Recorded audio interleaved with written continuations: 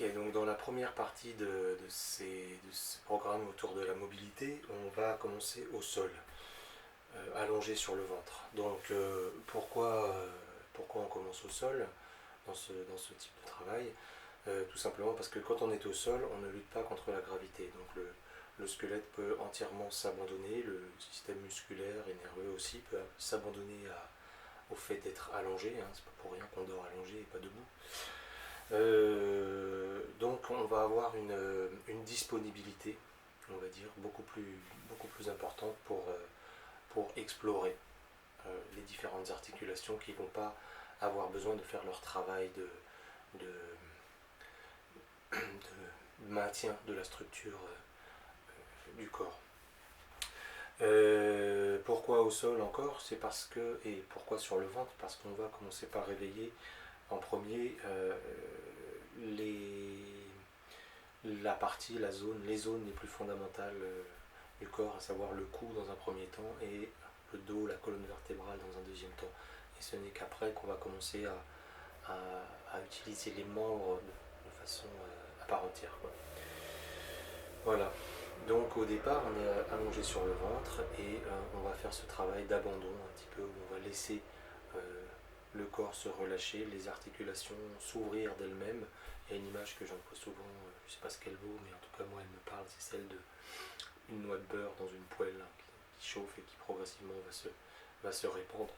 Donc on va utiliser des images comme ça, vous pouvez utiliser les images qui vous parlent le plus, avec cette idée d'ouverture, de laisser s'ouvrir les choses. Donc je ne vais pas être dans un travail volontaire d'étirement, mais de laisser vraiment euh, le- le- la position dans laquelle vous êtes faire le travail. Et à partir de là, donc on va d'abord lever la tête, hein. On lève la tête et on va commencer à bouger le cou, en regardant autour de nous. Donc c'est le regard qui va être un petit peu le moteur de tout ça. On va commencer à regarder.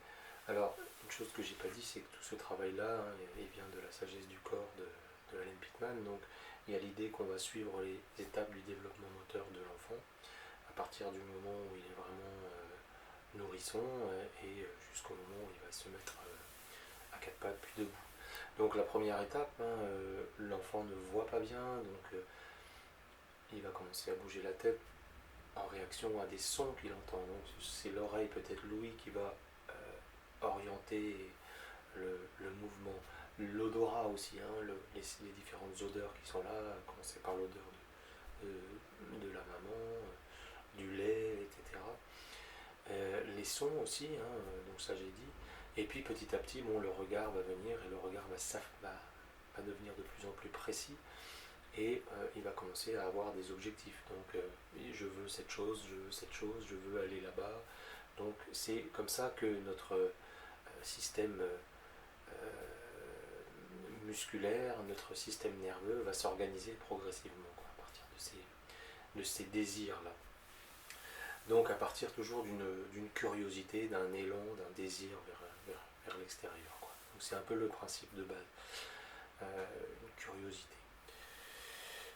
Voilà, donc la curiosité est dirigée vers l'extérieur, vers le monde extérieur. Nous, comme on est dans un travail d'interoception aussi, pas seulement de mobilité, on va aussi tourner notre curiosité vers l'intérieur. Tiens, qu'est-ce qui se passe quand je fais ceci, quand je fais cela, d'où part le mouvement, dans quelle partie du corps, dans quelle zone du corps s'initie tel ou tel mouvement, où se loge en fait la curiosité, où se loge le désir, où se loge l'élan pour aller faire quelque chose. Donc on a quand même une participation active de l'esprit.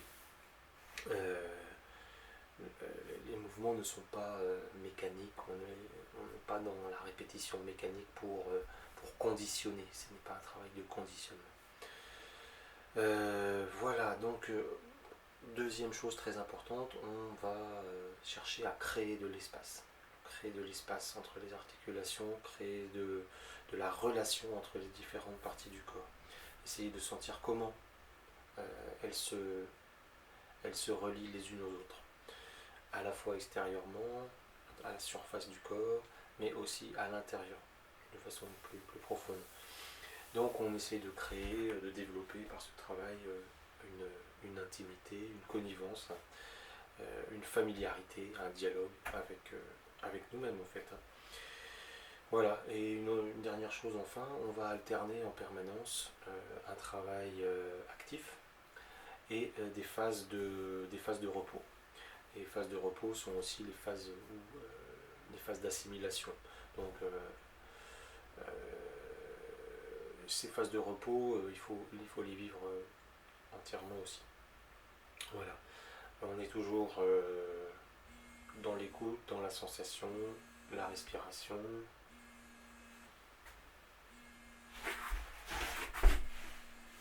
Allô? Ouais, salut, ça va? Dans 2 secondes.